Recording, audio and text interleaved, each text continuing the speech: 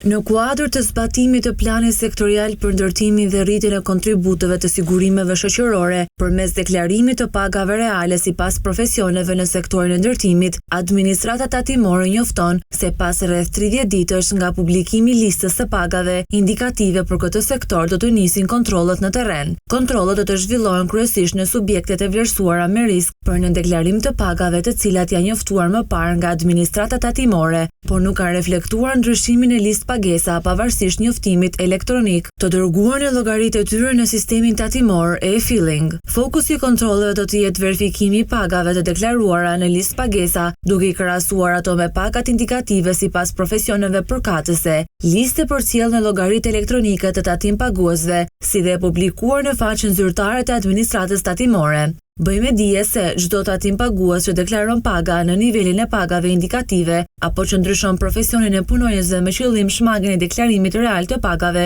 duke rrezikuar pagesën e kontributeve shoqërore dhe pensionin, do të konsiderohet me risk dhe si i tillë do i nështrohet kontrollit nga strukturat e specializuara të administratës tatimore.